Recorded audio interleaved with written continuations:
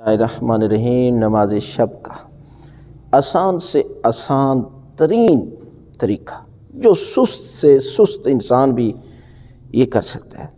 فقہ حنفی میں تو مسئلہ ہے کہ رات کو بندہ جو ہے نا وہ جب تک سوئے نہیں اس وقت تک نماز تہجد نہیں پڑھ سکتا، اسے نیند کرنا ضروری ہے۔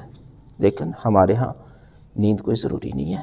یہاں تو ہمارے بہت بڑے مجتہد سید علی حسین سستانی صاحب کا فتویٰ ہے کہ مغرب اور عشاء کی نماز کے ساتھ نماز تہجد پڑھ سکتے ہیں، آپ کو نماز تہجد کا ثواب مل جائے گا۔ کم سے کم مقدار پر شروع کریں، یعنی 3 رکعتیں، 2 رکعت نماز شفع، 1 رکعت نماز وتر۔ اب پڑھنی کیسے ہے؟ 2 رکعت نماز شفع کی نیت کر کے سورہ الحمد، ساتھ جو ہے وہ سورہ کوثر، دوسری رکعت میں سورہ الحمد، سورہ توحید، دعائے قنوت نہیں پڑھنی۔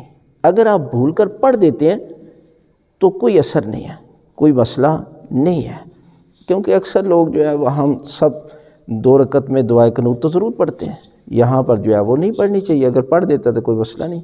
اور 1 رکعت نماز وتر سورہ الحمد کے ساتھ سورہ توحید، یہاں پر 40 مومنین کے نام بھی لیں، 70 دفعہ جو دعا ہے وہ بھی، یعنی کچھ بھی نہ کریں، نا صرف دعائے قنوت آپ جو ہے وہ الحمد کے ساتھ قل هو اللہ، دعائے قنوت میں سبحان اللہ درود پڑھ دیں، کافی ہے، اور یہ آپ کی نماز تہجد ہو جائے گی۔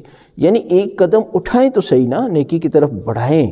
جب آپ اتنا کر لیں گے نا تو پروردگار آپ کو توفیق دے گا کہ پھر آپ 11 رکعت بھی پوری پڑھ لیں گے، جو اتنی پڑھ لیتا ہے۔ لیکن شروع آپ نے 40 دن تک 3 رکعت سے شروع کریں، اور نماز عشاء کے بعد وہیں نماز کے ساتھ جو ہے وہ آپ 3 رکعتیں بھی پڑھ لیں، تو پروردگار جو ہے وہ آپ کو نماز شب، نماز تہجد کا اجر اور ثواب عطا کرے گا، اس لیے کہ یہ وہ نماز ہے جس کے ذریعے حافظہ قوی ہوتا ہے، رزق میں اضافہ ہوتا ہے، پروردگار کی نعمتیں نازل ہوتی ہیں، اور پروردگار غیب کے خزانے سے آپ کو وسیع رزق عطا کرتا ہے۔